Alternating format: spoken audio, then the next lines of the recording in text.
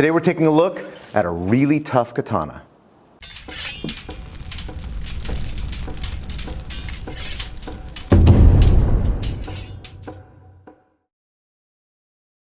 My senpai samurais, my dojo demon slayers. If it's your first time to our channel, welcome. My name is Kai. I run the Ludus Ferozia Historical Combat School, and I am the head of the Shinmoretsu Ryu style of Kenjutsu that we teach here.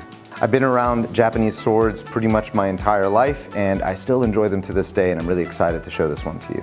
Today we're taking a look at another katana, this one sold by RVA Katana, but made by Cloudhammer Steelcrafts. It is the Earth Dragon Sup 10 katana. So RVA Katana did send me this sample for review, so we did not pay for this one. In my emails with the management, they told me that this katana was best suited for light to medium targets. Their tougher tool steels are what they would recommend for bamboo, but I'm gonna go ahead and cut bamboo anyway. Speaking of RVA Katana, if you haven't been to their storefront in Richmond, Virginia, you absolutely have to go.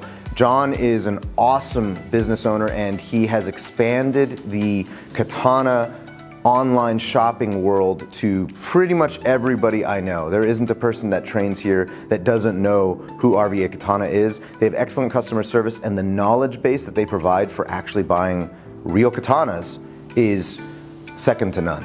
And I believe RVA Katana is one of the only companies I know that regularly has Nihonto, real Japanese swords, on hand pretty much all the time.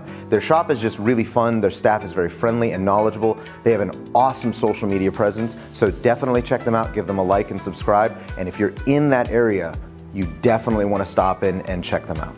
RVA Katana sells this sword as one of their in-house brands, but it's made by a company called Cloudhammer. Cloudhammer is very famous for making their S5 shock steel swords, which are considered to be some of the most durable katanas in the world currently. And if you haven't seen some of the crazy torture tests that they put the S5 shock steel swords through, you need to check them out. We plan on testing some of those S5 shock steel katanas in the future, so definitely sub if you haven't already, because you're gonna wanna see what we do to those things. The blade itself, just like picking it up and starting to kind of move it around a little bit, it has no bohi, it doesn't have a fuller right here, so it is a bit of a thicker cutter. It isn't going to be as light as a sword that does have a fuller, so you're going to have a lot more weight coming down behind the edge, but it really doesn't feel heavy at all. And if you can see, I'm like kind of moving around with one hand. It is very nimble in the hand, and the grip, because of that leather, feels really good. My hand just like squishes into the tsuka and it doesn't move. One of the first things that I test when I get a new katana is the fitment between the sword and the scabbard, the saya. Very tight. I actually have to push with my thumb pretty hard to get it out, and if we do the upside down test on it, it's not coming out at all. So fitment between the habaki and the koiguchi, very tight. That's gonna help to keep moisture out, and it's also going to make sure that the sword does not spill out on the floor in front of everybody in your dojo, and you get made fun of by everybody. The saya itself, the scabbard, is very high quality. It is very Spartanly fitted, so there's this little speckle pattern, but it is not ornate. This is very common with a lot of Japanese swords that are used in the dojo. They're usually not super ornate anyway. This is a great katana to have at a traditional dojo because it doesn't scream with a whole lot of colors, and I think it looks really good. The wood feels good. There isn't any horn fittings that I'm seeing. Those are usually featured on more expensive katanas.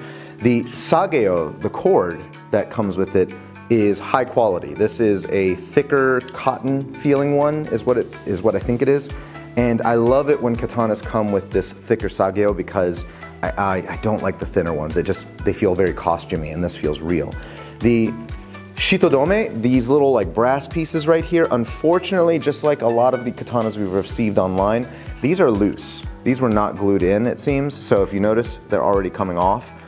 You have to glue them in yourselves. I wish swords would come with these already glued in, but I'm wondering, because all of the ones we've bought online or received online have loose shitodome, if there's a reason for that. If there is a reason for that and you know the answer, please let me know in the comments. I'd love to learn why these things are never secured in. Let's bring it to the table. Let's get a closer look. Aesthetically, the Earth Dragon Katana is a very striking sword. It has a black wrap with a black stingray skin panel wrap underneath and all brass furniture. The tsuba, pommel, and everything else in between is motifed exactly the same with dragon iconology, which is really cool.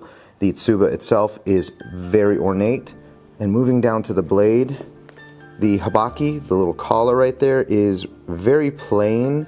The habaki has this little split near where the blade apex is up to it, and I'm not sure why that's there or if that is something that is common in Japanese swords, because most of my swords don't have that. It doesn't look messy. It does look like it was purposefully machined in there, but I'm wondering if that was to fit different types of blades into a standardized habaki. Moving down the blade, this is a SUP 10 spring steel. This is similar to 6150, and like I said, that is used on a lot of reproduction European swords, so a lot of your long swords are going to be made out of a steel very similar to this, but it lacks a hamon or temper line because it is a monosteel. It is through hardened, and there is no need for there to be a differentially hardened edge. It is a very strong steel on its own, but if you're looking for a sword with more traditional methods and the aesthetic of the hamon line is very important to you, this would definitely not be the sword for you. I personally think it's great. As you can tell, there is no fuller, there's no bohi there at all, and that is going to make this blade a little bit heavier, but most likely better for cutting medium-sized targets than a lighter blade. Like any good katana, there is no secondary bevel that I'm seeing at all, so the sword appleseeds right into the edge itself, and this did come very sharp.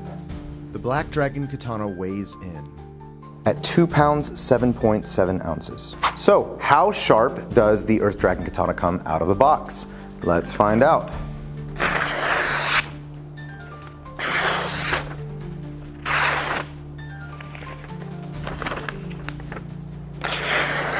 Yeah, that's very sharp out of the box. For a katana that doesn't have a fuller, it moves so well. I don't feel like it's slowing me down at all, and it doesn't hurt my hands or my wrists to stop it whenever I want to stop it. It cuts really well from the scabbard, so doing bato jutsu or iai draws are very easy. And the sword sings through the air. I can actually hear it whistle even without that fuller, which I think is really cool. The point of balance of this sword is actually very close to the tsuba, so even though it is a thicker blade, or it has, I wouldn't say it's thicker, it just doesn't have that fuller going down, the bohi. It is relatively close to the tsuba, so I would say 4 to 5 inches. I was expecting swords with this kind of thickness to be maybe out here, and it's going to make it have that choppier feeling. But the reason why this sword feels as light as it does when it doesn't have the material carved out of it is because the point of balance has been placed rather close to the tsuba. I think the reason why I like this katana so much is it makes me remember my very first katana. This is a Generation 1 Hanwei Practical Plus katana. This is from like 2004. It is old. Actually, no, this is 2002. So it is really old. It doesn't have the bohi, it doesn't have the groove just like the Earth Dragon. So it feels very similar, and it has a leather wrap. The only difference between the Practical Plus and this one is the tsuka is longer on this one. It is a considerably longer grip. It gives you a little more leverage. I would say though that the Earth Dragon feels a little better than this does because, I mean, we have to face it, this is a long time between these two swords, and manufacturers have figured out what people want in backyard cutters and dojo cutters. This has a bit more tip heaviness to it. Not a whole lot, but it has tip heaviness to it where this feels a little more nimble. Let's check the blade width on that. Actually, they're very close, and even the blade length I think is very close. I think the Practical Plus is a little bit shorter. So we've talked about how it feels, how it looks. We need to know, how does it cut? So I'm gonna do a series of cut tests with this sword, and some of it, it's not intended for. I had a conversation with the RVA staff, and they said that this sword is probably not going to be suitable for bamboo but it is very suitable for tatami and other soft targets like bottles. But I'm going to push this thing and see how far we can take it. Let's start with some bottles, and I'm actually going to have some brand new students try to cut with it, because if people with no cutting experience can cut well with a sword safely and under supervision, it usually means that the sword is extremely intuitive and it is able to handle the abuse of inexperienced cutters. I do want to see if this sword is able to cut with an inexperienced hand, and then we're going to move to more experienced hands after that. All right, ready, Al? Go for it. That was so good. Al, have you ever cut with a katana before? You have with us once or no? No. That's your first? Second time. That's your second time? That's insane. And you can see that the water is still standing right there. I could tell that there was more resistance on the Coke bottle, but once you put just a tiny bit more force into it, it went through both. And that one is still there. Right here. And it didn't knock the bottles over. So the more the bottles get knocked over, it usually means either your sword wasn't very sharp or your edge alignment was off. Right? So as you could tell, the Earth Dragon Katana cut through all the bottles we sheared through, no problem, even with the most inexperienced hands. But I want to see how this cuts through bamboo. So let's go.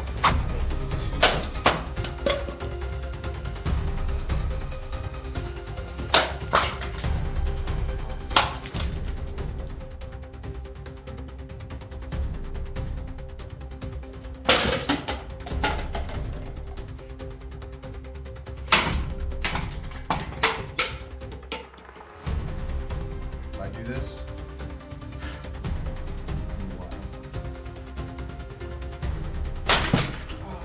Almost.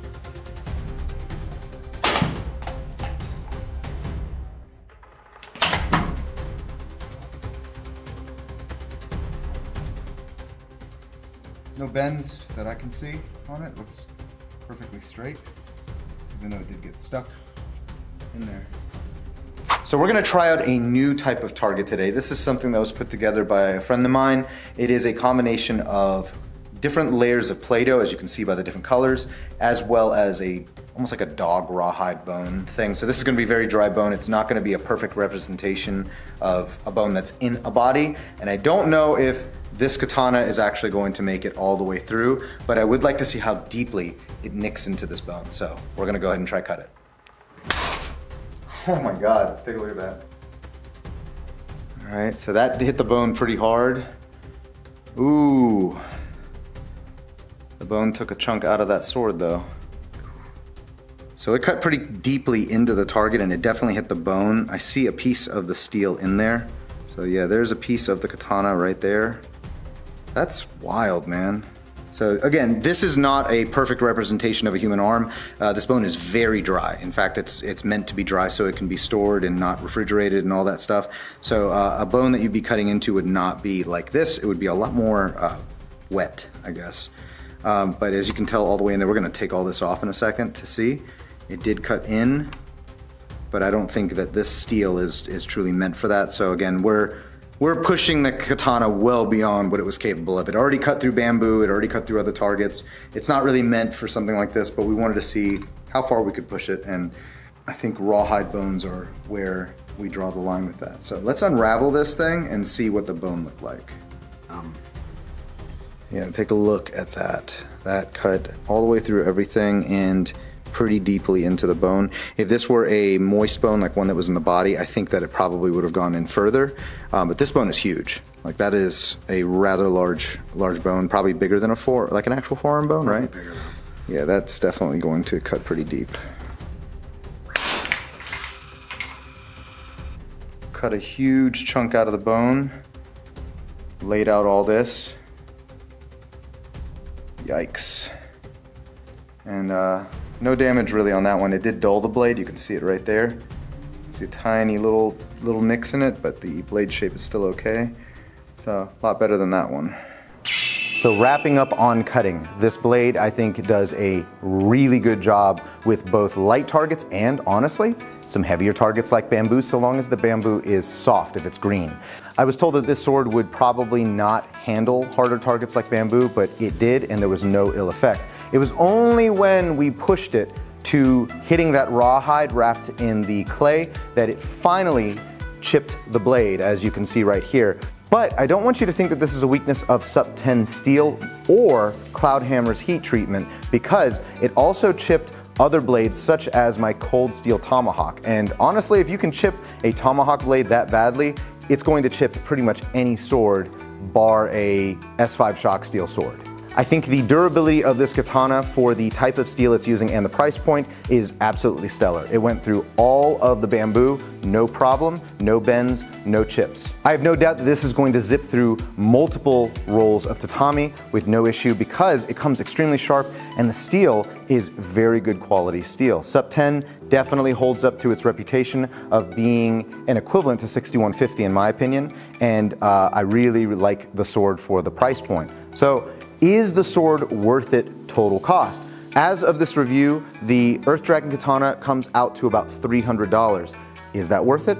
I say yes, it is. What you get for this sword is something that is very attractive looking. It isn't so Spartan that it looks just plain and boring. It has a little bit of flair to it, but I would say that this makes a great dojo cutter because it isn't too flamboyant either. It is tough enough that you can give an inexperienced cutter, so if you had maybe 2 or 3 of these in your dojo, or you have friends that want to come over to cut and this is the sword that you would be comfortable lending to your friends who've never cut before, again, under supervision, you won't have to worry about anything happening to it because it is really tough and it doesn't cost in the next tier of $500 to $1,000 for the sword, so you're not super worried about someone damaging your sword. Because this sword does not have a hamon, the temper line, you can also resharpen the sword and repolish it without having to worry about damaging that temper line's aesthetics. So who is this katana for? I would say that if you are a practitioner of Japanese sword arts, you are going to like this katana a lot. As for katana collectors, as I know there are many of you out there, I do think that this katana is worthy of collection. It just looks good. It looks good, it feels good when you pick it up. You don't really want to put it down. Many of my students in the school pick up this sword and they just simply want to swing it around. It just feels very good in the hand. They want to cut with it immediately. And a lot of times they just want to admire how nice it looks. It is well worth the money for a collector to get just as much as a practitioner. Lastly, I think this sword is great for someone who can't afford a more expensive S5 shock steel sword, but they still want something made in a reputable steel. Anything equivalent to 6150 is going to do most of what you want. Swords in other 6150 variants are used in test cutting and competition cutting all the time, and this Sup 10 sword is going to be no different. If you want to see a larger collection of katanas, I definitely recommend going to RVA Katana's website right here. They carry probably the widest collection of katanas I've ever seen. Going into the storefront, I saw swords I've never seen or touched before, and they have everything from standard looking katanas to wider blade katanas to katanas from popular shows in anime as well. So if you're a Demon Slayer or Rurouni Kenshin fan, they have those swords there, and those swords are not wall hangers. They are all usable swords. Their staff is super friendly, super nice, and knowledgeable. They know what they're talking about. If you don't believe me, go check out their socials. If you guys like coffee, try our Duelist Elixir. These beans are grown in Papua New Guinea and they are delicious. This is a really great coffee. A lot of the fencers at our school drank this, and you should too. If you want to learn more about Shinmoretsu Ryu, our art here, it is a modern kenjutsu system based on my 20+ years experience in traditional kenjutsu, where we do a lot more sparring, a lot more cutting, and a lot more figuring out how the samurai would have used these techniques in combat. It is a growing and evolving system that I'm very proud of, and if you want to learn more about it, you can click the link in the description for Shinmoretsu Ryu. If you're into any other historical combat arts, we teach over 9 different disciplines at 2 locations in Virginia. You can check out our Norfolk and Fredericksburg location, both of which teach longsword and many other disciplines. I'm a firm believer in try before you buy, so your first class is on me. Just show up, sign up on the website, and you can try any of these disciplines out, and I guarantee you're going to have a blast. That's all I got for you. Bye.